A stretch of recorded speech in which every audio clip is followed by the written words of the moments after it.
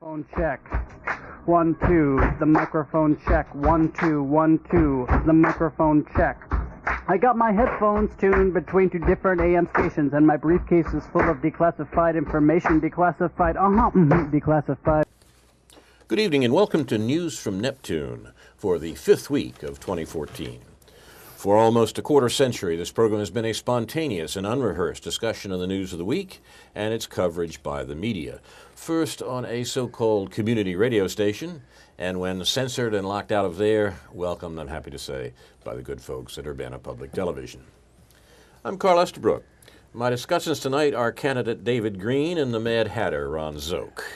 Our format is to take turns to suggesting stories that have been ignored or misrepresented, occasionally even innocently, and then having our colleagues comment on them. Our program's name, News from Neptune, was chosen to honor Noam Chomsky, who's been talking sense about American politics for more than twice the 20-plus years we've been on the air. Chomsky has said in the American media, either you repeat the same conventional doctrines everybody is saying, or else you say something true, and it will sound like it's from Neptune. Today is January 31st, a day for getting the truth about war. As Rosa Luxemburg wrote almost a century ago, she was murdered in 1919 by a pro-war, supposedly socialist government in Germany. The most revolutionary thing one can do is always to proclaim loudly what is happening. On this day in 1968, the Vietnamese attacked the United States Embassy in Saigon and other attacks throughout South Vietnam. The American war was always against South Vietnam. These attacks occurred early in the morning on the Lunar New Year, which is called in Vietnamese Tet, and came to be known as the Tet Offensive. The circumstances are described by our mentor, Noam Chomsky, a few years later as follows. It's quite important, he said, to remember how much the world has changed since then. As almost always, not as a result of gifts from benevolent leaders, but through deeply committed popular struggle. Far too late in developing, he's talking specifically about the anti-Vietnam War movement, but ultimately effective.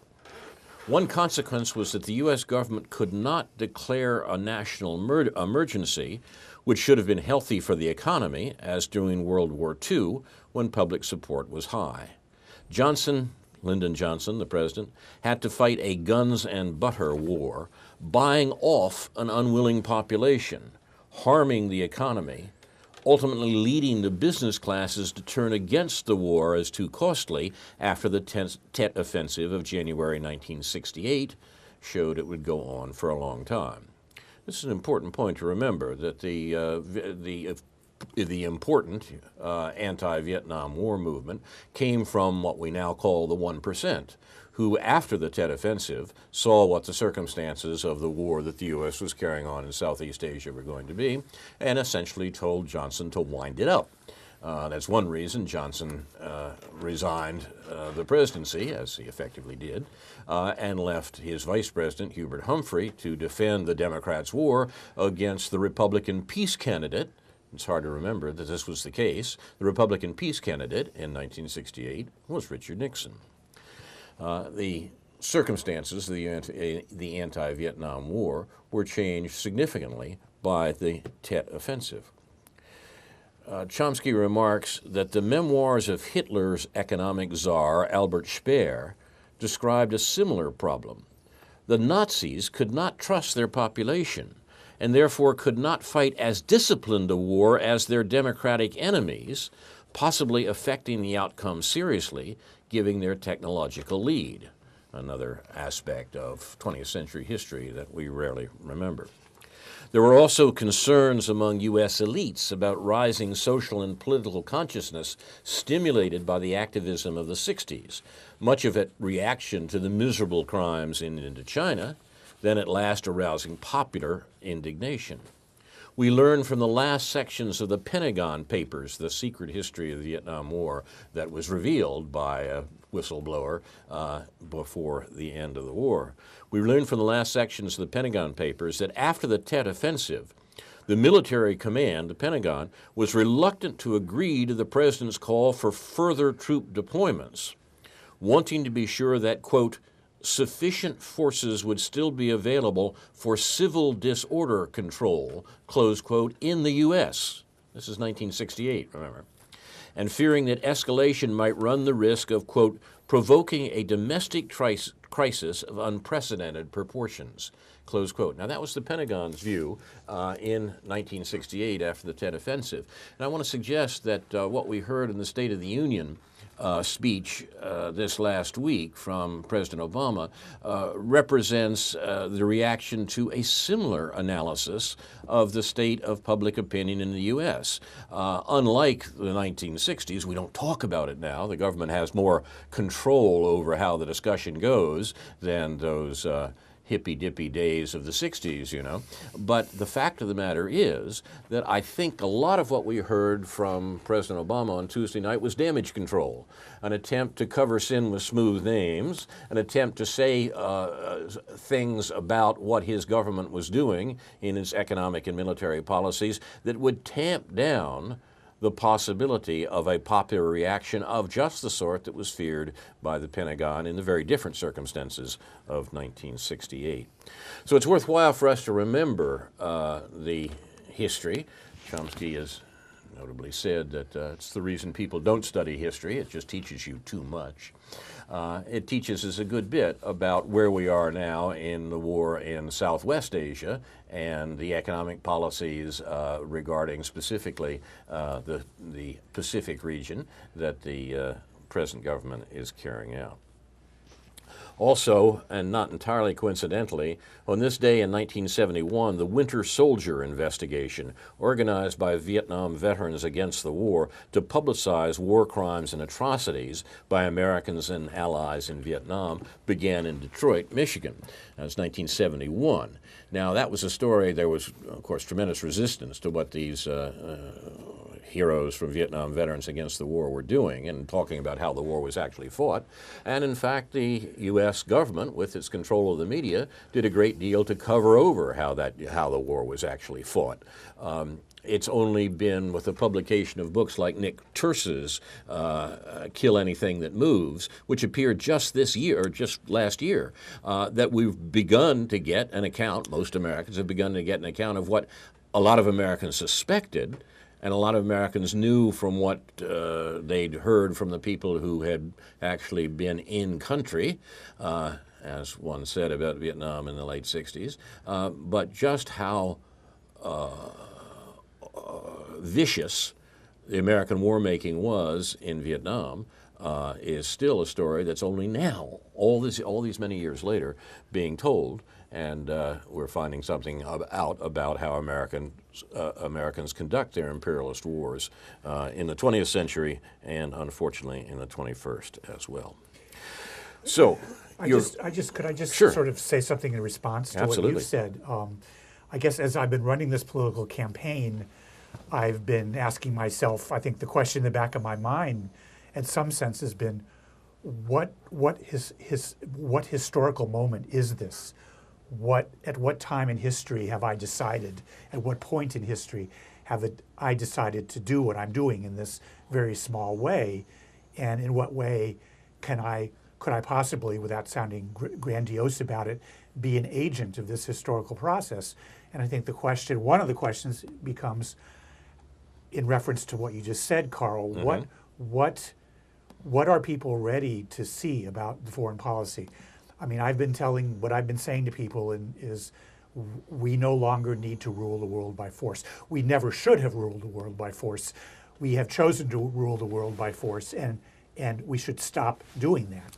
And I guess I'm wondering as I go around and talk to people as to whether people are ready to hear that in no uncertain terms, what it is that we're capable, what it is that we have been doing, and what it is we are capable of not doing. So when you refer to to Tet and to the rebellion in this country and in Vietnam and among our troops in Vietnam in the 1960s, I can only ask, how is this historical moment in any way similar to that, and are people ready to assert the fact that they no longer want to be citizens in a country in which attempts to rule the world by force in this brutal way that we have been basically ever since World War II. They're no longer citizens in any meaningful sense. They're consumers, right? We live in markets. That's a very good point. Yeah. And our democracy is a sham in the sense the notion that people rule in our guided democracy is hardly the case. As we found, for example, that even in the presidential elections that supposedly determined the general lines of national policy, there aren't any real differences among the available candidates, as we saw even in this last election, and as we will more than likely see in the election of 2016. So, Yeah. Well, I mean, before we go on, I guess I just sort of feel like saying, on Sunday when the Super Bowl comes on, we will see the usual, I'm sure, orgy of the conjunction between patriotism, militarism, and all that is good and beautiful and about this country. Consumerism, actually, and as Ron consumerism. says, yes, right. So this is what we are confronted with on Sunday, whether we watch it or not, whether we support it or not. And I guess the question is how many people are sitting at home watching this and saying, somehow this doesn't seem right to me right now, and can I permit myself to raise a voice against this at this point in our historical process in this country? And the raising of those voices is exactly what the administration and their corporate masters are worried about, and exactly what Obama was hired to handle. He's a salesman. His job is a pitchman. His job is to talk about these matters in a way that will keep those voices from being raised. He's pretty good at it, but he's got a hard case to argue. He's like a lawyer with an obviously guilty client. He has to work very hard to try to make the case. Well, we saw some of that the other night.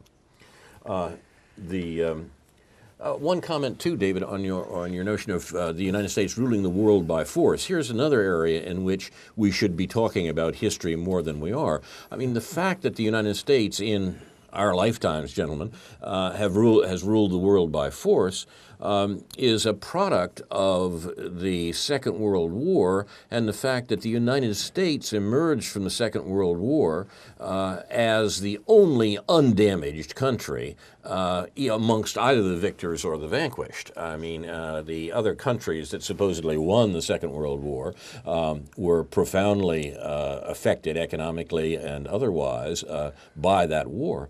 And the U.S., at the end of the Second World War, as American policy planners recognized and talked about, secretly of course, the U.S. had about 5% of the world's population, but 50% of the world's wealth. Well, that's an imbalance that policymakers said their task in the coming period was to maintain the disparity. To keep that imbalance imbalanced. And the problem is that they haven't been able to do it entirely and completely because of things like the resistance of the Vietnamese to economic control of the Pacific region by the United States. I mean, on a day when we're commemorating the Tet Offensive of 1968, the Lunar New Year offensive by the Vietnamese against the U.S. in 1968, we should remember that there were really three reasons that the U.S. was, in some sense, fought to a standstill. I contend the U.S. actually prevailed in Vietnam in the sense that it got its major economic control affirmed, even though it withdrew its troops and didn't achieve its primary war aims. But the reason it didn't achieve its primary war aims rested on three reasons. First, obviously, the brave resistance of the Vietnamese people to being colonized. Secondly, the revolt of the U.S. Expeditionary Force, the conscript army, the army of draftees that the U.S. sent to Vietnam. That was clear already in the summer of '68 and became even more clear in the next administration, so that American ground troops had to be withdrawn 5 years after Tet. The third reason was the popular outcry in the United States. We forget that by the time Johnson resigned from the presidency, almost 70% of Americans thought that the war in Vietnam was not just a mistake, but that it was a crime, that the U.S. was on the wrong side. The U.S. was killing people it had no right to kill. Now, that view today is roughly similar to the view that most Americans have of the war in Southwest Asia. That's what Obama is worried about. That's what the State of the Union speech was really about. That's what the control of the media allows the government to try to cover over to this day. So, yes, you are watching News from Neptune, a No More War ? Edition. And we'll begin with Brother Szoke. Yes, well, I'll play my assigned role here as the Mad Hatter, I guess, in a moment. I'll be Alice. Yeah, right. I do have a crazy hat. And That makes you the hedgehog, right? the dormouse. Dormouse, I mean, the hedgehog. Okay. For my remarks on foreign affairs, I generally Nice hat, reserve Ron. those to the another show that we do weekly. But I do want to mention that this is indeed the lunar or Buddhist or Chinese New Year, the year of the wood horse, and it reminded me of a Trojan horse. And to me, that means the corporate elite who are effectively ruling the country now, while continuing to talk about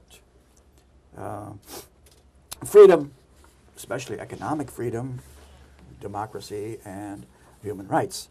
So I think that American propaganda pursuing these themes has been at least as important as actual military power in controlling the world over the past 60 years. But that's another matter. That's you could argue either way.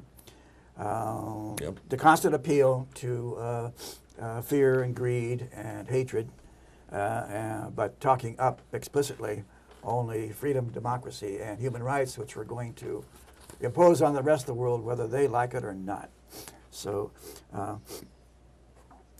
what is the corporate elite doing for us or to us and so on? Well, some survey results. Consumer sentiment dips on lower middle income despair. U.S. consumer sentiment slipped in the first January measure, weighed by lower expectations among lower and middle income families.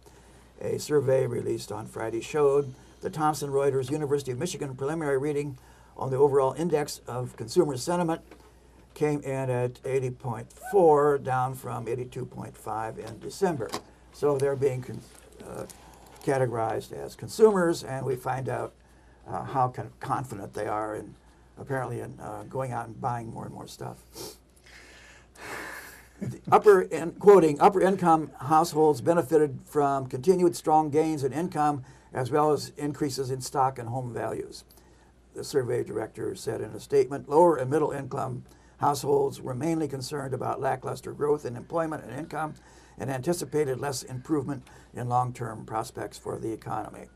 So there's one report. More and more people are explicitly calling themselves lower class, which is kind of new. I never thought that would happen, but that's what they're saying. They're recognizing their situation. Yes. Another report, a survey, a majority of Americans see basic injustice in our economic system, according to a survey from the Pew Research Center and USA Today. Of the 1,504 adults surveyed January 15th through the 19th, 60% believe the economic system unfairly favors the wealthy as opposed to being fair for all, while 36% disagree. But at the same time, 60% of the respondents maintain that people who want to get ahead can succeed if they're willing to work hard, while 38% say hard work can't guarantee success, up from 28% 10 years ago. So the mystique of hard work, working harder and harder in order to get ahead, is losing ground. It's been a kind of senseless fiction for a long time, but the appeal to it in the Mitt Romney campaign and what you constantly get from editorial writers and so on is that people are poor because they're lazy and they didn't work hard enough. So work harder and harder and harder, and you'll get ahead. That is ahead of the next guy, the people down the block or something. 49% believe that government aid to the poor does more good than harm because people can't get out of poverty until their basic needs are met. In contrast, 44%, almost as much, believe that government aid to the poor does more harm than good by making people too dependent on the government. Ask what is more important in explaining why people are rich. 51% listed having more advantages than others, while 38% listed working harder than others. So again, it's the hard work gimmick. So have you been working hard enough, David? Get ahead. Unfortunately, yes. See, well, you're certain to rise. I have a bad attitude, I know. Right. You're certain to rise in the world, right? Yeah. You're with the minority. Good heavens. Yeah. I think my lot has already been cast. Yeah. No pillar of salt. Referring again to something mentioned, I think, last week, billionaire investor Tom Perkins, a founding member of the venture capital firm Kleiner Perkins Caulfield and Byers, in a letter to the Wall Street Journal, Mr. Perkins lamented public criticism of the 1% and compared such criticism to Nazi attacks on the Jews, suggesting that we are on the road to another Kristallnacht. Paul Krugman writes, you may say this is just one crazy guy and wonder why the journal would publish such a thing, but Mr. Perkins isn't that much of an outlier. He isn't even the first finance titan to compare advocates of progressive taxation to the Nazis. Back in 2010, Stephen Schwarzman, the chairman and chief executive officer of the Blackstone Group, declared that proposals to eliminate tax loopholes for the hedge fund and private equity managers were like when Hitler invaded Poland. Yeah, that's right. I remember that, actually. There are a number of other plutocrats who managed to keep Hitler out of their remarks, but nevertheless hold and loudly express political and economic views that combine paranoia and megalomania in equal measure. So the Wall Street Journal then returns to the fray with a editorial headed Perkinsnacht, reminding us of Kristallnacht, apparently, saying 5 days on, the commentariat continues to drop anvils on Tom Perkins, who may have written the most read letter to the editor in the history of the Wall Street Journal. The irony is that the vituperation is making our friend's point about liberal intolerance maybe better than he did. Old gimmick, moral equivalence. If you advocate tolerance and other matters, then you can't become intolerant of the very rich and the people who are destroying other institutions. Quoting, I perceive a rising tide of hatred of the successful 1%, wrote the legendary venture capitalist and founder of Kleiner Perkins Caulfield and Byers. Mr. Perkins called it a very dangerous drift in our American thinking. Kristallnacht was unthinkable in 1930. Is its descendant progressive radicalism unthinkable now? The comparison was unfortunate, albeit provocative. It is not always easy to be subtle in 186 words, as Mr. Perkins learned. Although a useful rule of thumb is not to liken anything to Nazi Germany unless it happens to be in the Stalinist Soviet Union and so on. So there's a rule, by the way, online and discussions of various blogs that the first one to compare someone you disagree with to the Nazis loses immediately, automatically. It's a really silly rule. But anyway, that's where they are. Now, as if the German experience in the 20th century didn't happen or didn't have anything to do with what was going on in other countries or other times. Yeah. Nonsense. So this is from Media Matters then.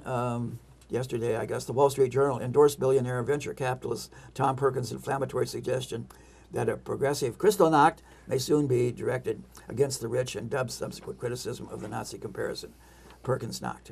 In a January 24th letter to the editor, Perkins hyped a supposed progressive war on the American 1%. A January 29th Journal editorial headlined Perkins-Nacht dismissed criticism of Perkins' Nazi reference as unfortunate, albeit provocative, and claimed that Perkins had proved his point. The vituperation is making our friend's point about liberal intolerance maybe better than he did. The Wall Street Journal isn't the first right-wing media source to throw support behind Perkins. In January 29th, conservative columnist Michelle Malkin characterized the reaction to Perkins' letter as evidence of a bullying epidemic and Poor Perkins being bullied. Yeah, and wealth shaming by the Wealth shaming. by the grievance industry. So, are we part Like of the slut shaming, huh? Yeah, are we part of the grievance industry? Oh. Fox Business I've got contributor grievances, Charles yes. Payne went further, arguing that Perkins may be a couple of years ahead of the curve. So there he is. Going back to what you said, David, you want to be on the right side of history, or you think Mr. Perkins is going to be on the right side of history? I don't think Mr. Perkins is liable for anything more than perhaps being pelted by sushi. But by angry yuppies throwing sushi. But still, gosh, how did we get to the point? This whole rhetoric. I mean, it's so typical of right-wing rhetoric, but it takes us away from talking about the real issues. We have a wealth distribution in this country. 1% owns over a third of the wealth. Mm-hmm. The next 10, the top 10% owns over 75% of the wealth. The rest of that 25% of the wealth is owned by no more than the next 30 or 40%.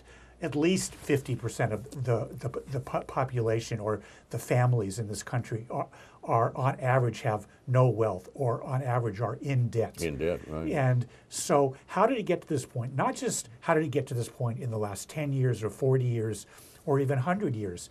We've been accumulating wealth in this country for 400 years on the backs of slaves, on the backs of indentured servants. I mean, all of the wealth that we have now has been accumulated over 400 years through all the work that's been done by all the people, citizens or non-citizens, slave or free, whatever.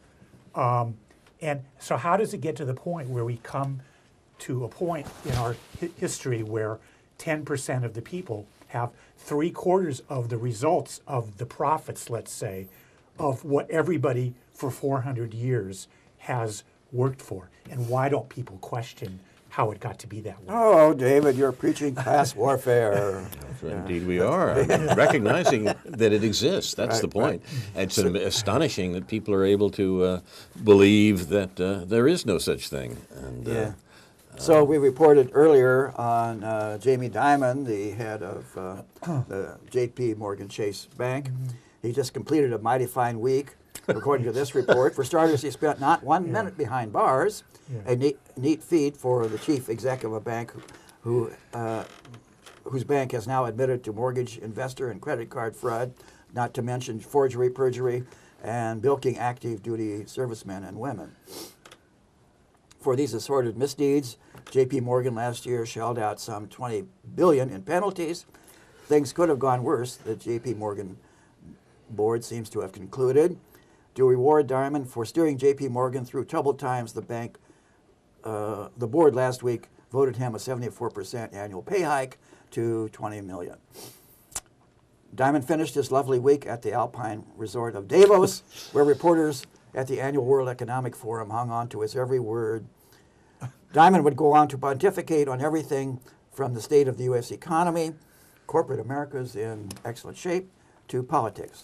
Government is doing no damage.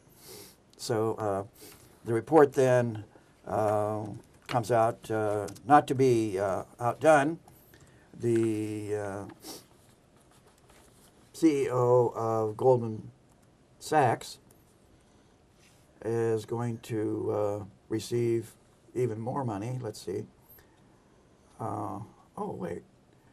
This says Goldman awards its chief with a raise. Goldman Sachs board decided to give Lloyd Blankfein, the bank's chief executive, stock options worth $14.7 million as a part of his 2013 pay package, eclipsing last year's total.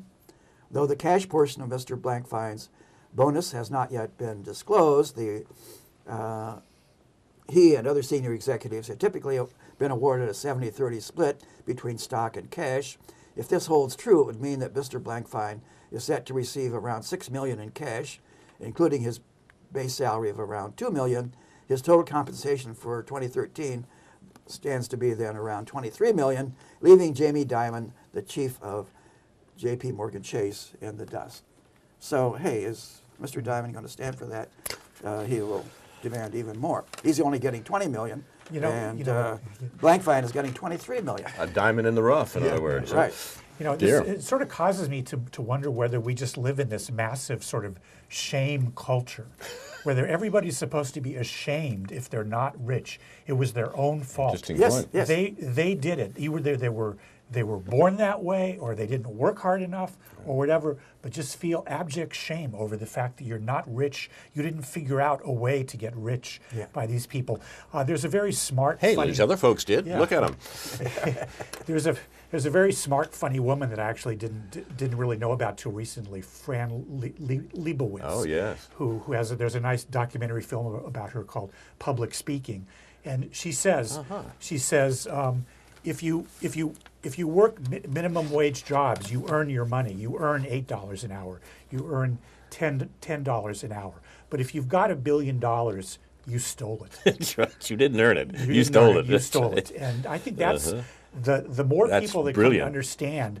Noam Chomsky always talks about how in the 30s he sensed that among the people that he was around in the 1930s, even though they were poor, they were optimistic about the future, and they were kind of feisty, because they recognized that it wasn't their fault that they were poor, right. And they organized and developed solidarity around the fact that they were poor and that they were working class. And I think the question now is, are people going to be able to realize, to get out of this shame culture that's being imposed on them, and realize that it not only do they have nothing to be ashamed of, that it's their wealth, it's our money, and it needs to be used to deal with our needs. Yeah. Well, this raises one of the standard themes in conservative thought. There's nothing wrong with the system. What's wrong is internal to you, and you need to change yourself and change your mind about this. Outstanding example of this is the F.H. Bradley essay. He was a very brilliant thinker, but who wrote this very conservative piece about my station and its duties. Don't look at what other people are doing. That'll just make you envious. Just stick to your own job and do it better and work harder. And understand your place in society. Stick to your last, as the phrase used to have. No one understands the phrase anymore because no one knows what a last is, the form that you make shoes on, you know. So you're supposed to, Okay. I think it's time to introduce a little heresy here. Okay. I feel sort of the way I did when I was defending Rush Limbaugh's remarks on the Pope a while ago. But I want to defend the Wall Street Journal, good heavens, or maybe even CEO Perkins here just a bit, by suggesting that there is a peculiar inversion that leads people seeing these vast inequities that we've been talking about to ascribe it to personal malice or the crimes of individuals. Now, I'm not denying that individuals commit crimes. I'm not denying even that there's personal malice amongst our rulers. But once again, as I think Ron was suggesting, we have to think here about the system, not the individual delicts. By the way, CEO Perkins, responsible for the Kristallnacht comparison, is it true that his hedge fund is really called PCB? As in a toxic substance? You know, I think it is. Perkins can't, what is it? Well, in any case. There's a certain symbolic justice in that. Yes, exactly. The CEO of PCB, who says that the rich are being treated the way Jews were in the German 30s, may not be far off on one aspect of that. The one pointed out by August Bebel, the German Social Democrat in the 1890s, who said that German anti-Semitism, European anti-Semitism, was the socialism of fools. Now, that's very important, and both terms are important. What Bebel was saying was that the people who were crying up anti-Semitism, the popular anti-Semitism in Europe, grew out of the conception, the notion there was something fundamentally wrong about capitalist society, something fundamentally wrong about European society in the 19th century that produced the poverty of the industrializing countries throughout Europe. Now, they made the mistake of misidentifying the cause. They said the cause were the Jews. And remember, there was at least a germ of truth in that, in the sense that because of historic anti-Semitism, the Jewish community had been the money-lending community in medieval and early modern Europe. You'll have read Edward de Vere's play The Merchant of Venice, and notice that the merchant is not the Jew Shylock. The merchant is someone who borrows money from Shylock, and the author of the Shakespeare plays knew his society very well and was talking about the actual situation of Italian merchants, wealthy people, in the 16th century. Now, the notion that anti-Semitism in Europe before the Second World War was the socialism of fools is worthwhile remembering, because it reminds us that there was a real objection against that economic structure, but a misidentification of the cause. The cause were not the Jews in terms of personal malice and the specific crimes. The cause was capitalism. And the objection against capitalism picked out some of the actors in the capitalist drama and destroyed them. Yeah, well, again, perennial theme for Groundhog Year. Who do we blame? Whose fault is it? Who's going to be the scapegoat? And I think the rather question is not who to blame, but what then is to be done. What we do about it. How, if you want to establish a just economic order in Europe, what do? Kill all the Jews? No, that's a mistake. That's a misidentification. That is a bad analysis. Yeah. And a result of a great crime. So there's no argument that identifying the problem, giving a real identification of the problem will save you from great crimes, but you certainly can't solve the problem without identifying its real nature. I'm glad you raised the point, Carl, because it does bother me that there's so much that is personified. And recently we saw that in the whole Chris Christie nonsense. Yeah. Right. All the attention devoted by the left, by the what are the extremes of the liberal media in as we understand it in this country. As psychoanalyzing Chris Christie and what kind of person is he and what did he really do? And I have to admit, I didn't read a word of it. I did not read. I read the headlines. I might have heard a little story on Amy Goodman, but I don't care about Chris Christie. I don't care about whether he's a bully or not. It doesn't have anything to do with anything. Do you care about Justin Bieber? Justin, yes, I do care. No, I have to say I do care about Justin. Oh, well, I'm not going to lose all my teenage fans by saying I don't care about. What about Scarlett Johansson? Yeah, I care about her. That's an interesting story. Yeah, right. Exactly. No, and even yes, I mean that's a good point, because again, the pro-Palestinian movement. I mean, to focus. I mean, yes, there's something to be said about SodaStream and Scarlett Johansson. All the attention that's being devoted to it doesn't make me comfortable about the Palestinian movement. does not make me comfortable that this is what occupies so much space in the headlines on Mondo Weiss and other pro-Palestinian websites. That's an interesting point, and, Yeah. and worthwhile, I think, in terms of the line I was quoting from Rosa Luxemburg at the top of the hour, that the important thing is to say as loudly as possible what is actually happening. Yeah. And of course, distraction is the best way to get people from to stop talking about what is actually happening. So you stage a Super Bowl. Absolutely, of course, and it's there, and the proper thing is to try to understand what the enthusiasm is about, what is really going on, to call things by their right names. And you're watching news from Neptune, where our job is to do precisely that, and we'll press on with David Green. David, you got some particular concerns to raise today? I think what I have to say, I've got a couple things on my mind, but I'll just refer to one of them right now. And I think what I have to say fits perfectly into what we've been talking about. What upset students at the U of I this past week when they were told to go to class on a very cold day, not that they have to go to class, not that there's a law that says they have to go to class, but they were told to go to class, I guess it was this past Monday, when the temperatures dipped below zero, and the following brouhaha over Twitter messages that were passed along that were racist and sexist against Chancellor Phyllis Wise. It can't possibly be just about Phyllis Wise. I mean, whatever is going on with students on this campus at this point in historical time, in terms of what they're dealing with, in terms of their lives and their future, it couldn't have just been about Phyllis Wise.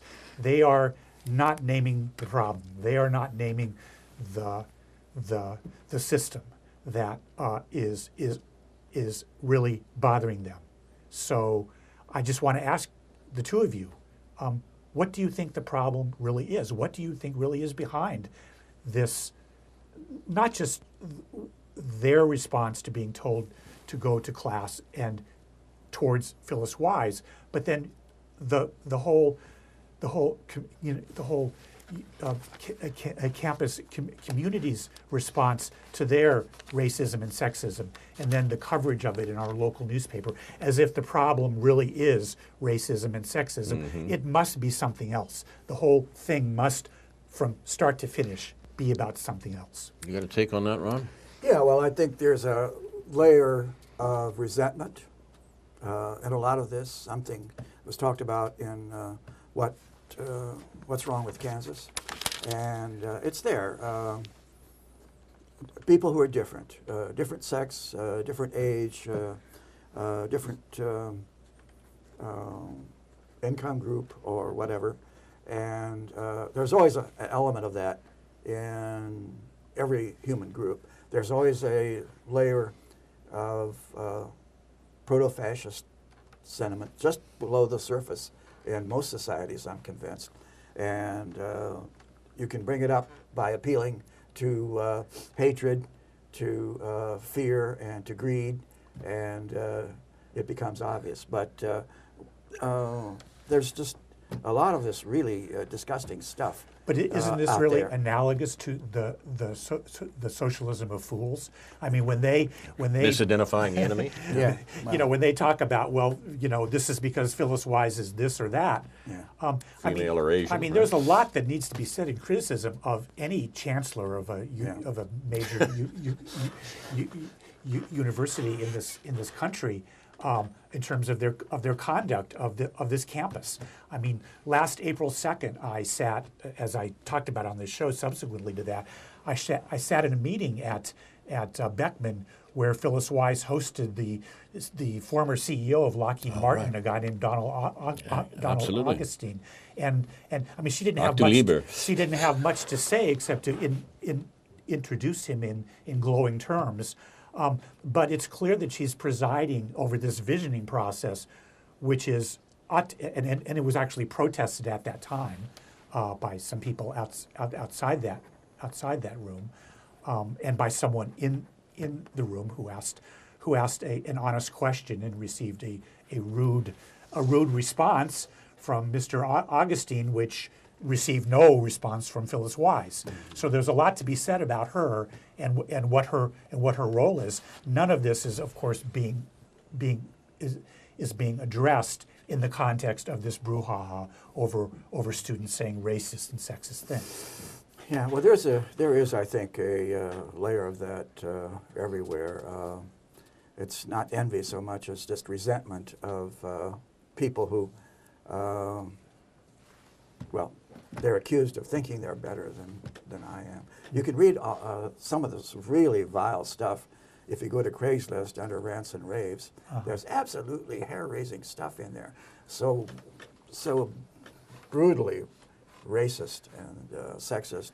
And, well, there was also some, so full of hatred that it's absolutely amazing. A little over three years ago, there was some pretty disturbing stuff written all over the internet in response to an article that I wrote criticizing a flyover and over a football game and the students' responses to that flyover.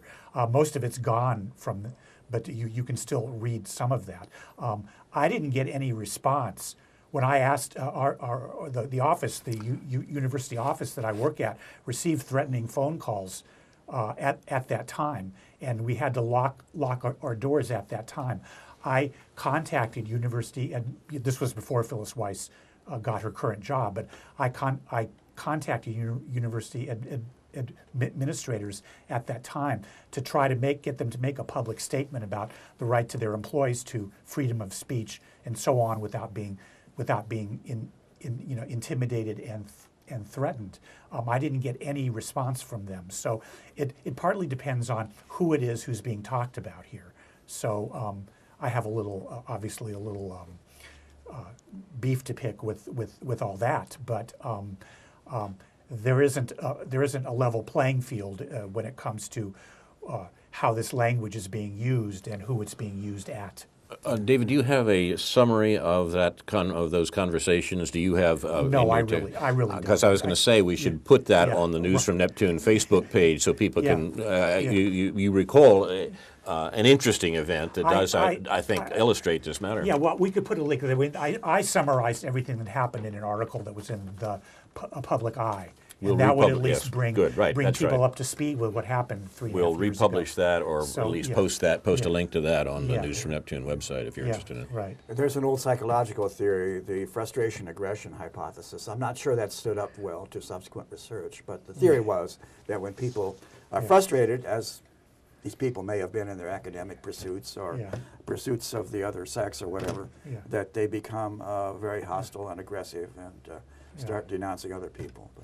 I'm skeptical of Ron's view that people just become naturally fascist when the lid is taken off. But a few people. I do think there is just me, you mean, right? No, I do think there is a way in which you talk about this situation that should refer to the actual circumstances in universities right now, and we're given an interesting parallel by the fact that we're recalling the Tet Offensive of 1968 and the Southeast Asian War today. There's a noticeable difference between the Southeast Asian War as it was perceived in the U.S. in 1968 and the Southwest Asian War as it's perceived today. The difference is indicated in part by the fact that President Obama felt that he had to assure us we were withdrawing from Afghanistan, which is manifestly false. It's obviously not true. He had to make a straight-out lie to say that in the State of the Union address, and the reason is that he's always been, and the people that he represents, it's hardly him alone, desperately afraid of the sort of response to America's imperial wars that the war in Southeast Asia elicited. He does not want to have to face an anti-war movement, and he has been relatively successful in suppressing it. He would not be president if he hadn't co-opted the anti-war movement in 1968. In 2008, the parallel, the slip is right. The slip is right. I mean, in the sense that 40 years later, he did what they did not do in 1968. If we have time, I'll suggest another aspect of this from an article by Richard Vedder and Christopher Denhart, How the College Bubble Will Pop. I think let's talk about that, because that's where I wanted to go with this. Yeah, we have to look at what actually has happened in colleges between 1968 and 2008, and indeed in 2014. Yes. And one of the things is a massive increase in tuition. Yes. A massive increase in tuition that's not justified at all by the real economics of colleges. No. There is no reason, as has been pointed out by many economists, there's no reason at all that higher education couldn't be free in this country for a fraction of the money that we're spending in Afghanistan. Higher education was free in Britain until New Labour got into office and began to do the jobs that they'd been deputized to do by the previous Thatcher government. So the massive increase in tuition in the last 40 years in universities has to be attended to, and the parallel, and in some ways even more important effect, the vast debt trap that students find themselves in. The circumstances under which one has to borrow money to go to college and pay those vast tuition these days is not an accident. That's not something that's just happened like the weather. It is a conscious program that has reduced students to a condition of indentured servitude to the educational system, while in fact the jobs that were supposedly awaiting college graduates have themselves been declining. But the debt trap for students, I think, is even more important, because that's particularly designed to keep students from getting interested in spending their time talking about national politics or something. You've got a job to do. And this has been clear from early on, from the days of the Tet Offensive, that something would have to be done to damp down that exuberance in the American college system that says we should talk about social problems. This says the American political class has long held that higher education is vital to individual and national success. The Obama administration has dubbed college the ticket to the middle class, and political leaders from Education Secretary Arne Duncan to Federal Reserve Chairman Ben Bernanke have hailed higher education as the best way to improve economic opportunity. Parents and high school guidance counselors tend to agree. This goes on. Despite such exhortations, total college enrollment has fallen by 1.5% since 2012. What's causing the decline? Changing demographics, specifically a birth dearth in the mid-1990s and so on, which has led, this and other shifts have led to underemployment. The productivity report that they authored found explosive growth in the number of college graduates taking relatively unskilled jobs. We now have more college graduates working in retail than soldiers in the U.S. Army, and more janitors with bachelor's degrees than chemists. In 1970, less than 1% of the taxi drivers had college degrees. 4 decades later, more than 15% do. Yeah, I mean, people, you know, it's all, sometimes people can tell what's going on in the world by just looking around them and trusting their own experience. Sometimes you've got to look at data. Sometimes you shouldn't trust your experience and really look at data. Right. But in this case, people can trust their experience and look at what's going around them, look at their paycheck, and look at what people that they know. I mean, people who are in the middle class and know people who graduated from college and know all kinds of people. It's easy to see what people are doing, how people are working, how young people are finding jobs or not finding jobs. And they can trust that. And so in response to that, the media gives them false data. It perpetuates this myth about how college is a ticket to the middle class, when that just hasn't been true for about 30 years. Okay, I mean, it's hard to know how it was kind of true at one time, and it's a complicated issue, but it's no longer a ticket to the middle class in the way that it might have been 30 years ago. But the question, what is the middle class, or what does that even mean? The middle class was never anything but the working class with a piece of paper.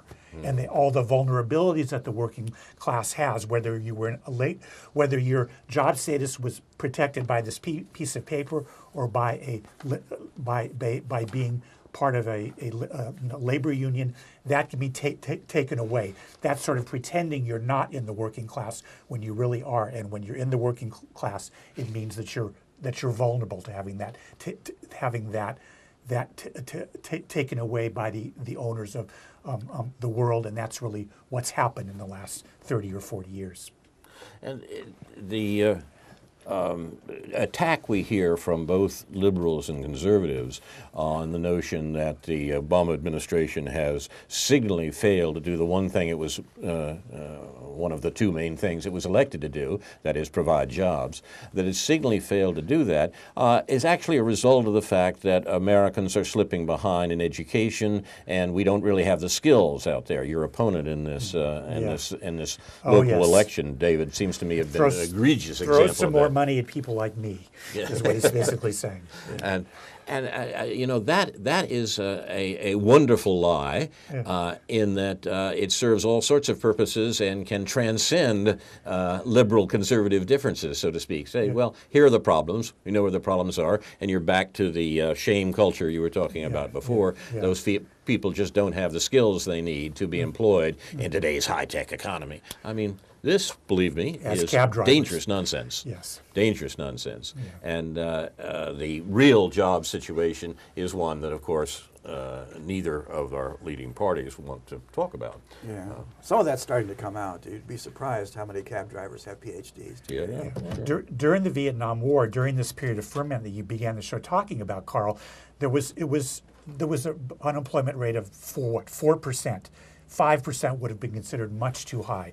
You had to keep the economy going at full bore. That's what the guns and butter economy was about. Now we accept an economy in which the official unemployment rate is 8 or 9% chronically, but it's really 15%. And it's just astonishing that this view has been impressed upon the American populace with such effect that the sorts of things that the Johnson administration was afraid of in terms of the popular understanding of the war, the Obama administration is not afraid of, or at least they've handled that problem in a way that's quite remarkable. And as Ron pointed out earlier, that we're talking primarily about the manufacture of consent here, the control of property. You read statistics about what people believe about the economy and about the war, and then you realize that what you're reading are answers that people have heard on television. Yes. This is what the media have told them, and the media then go and ask what they think. Yeah. And then they're asked if they have, and then they're asked as consumers whether they have confidence. Yes, exactly. One of the most meaningless. I mean, just sort of. Well, all my information comes from NSNBC, so naturally I have confidence in it. You've been watching News from Neptune for the 5th week of 2014. What did I call it?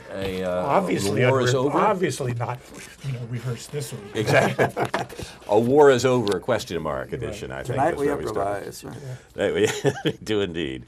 But if our program has interested you, you might want to look at some similar programs here on Urbana Public Television, not only on cable now, but streaming online at urbanapublictelevision.org. One of the most interesting ones coming up this week, it comes from Deutsche Welle, the national broadcaster in Germany.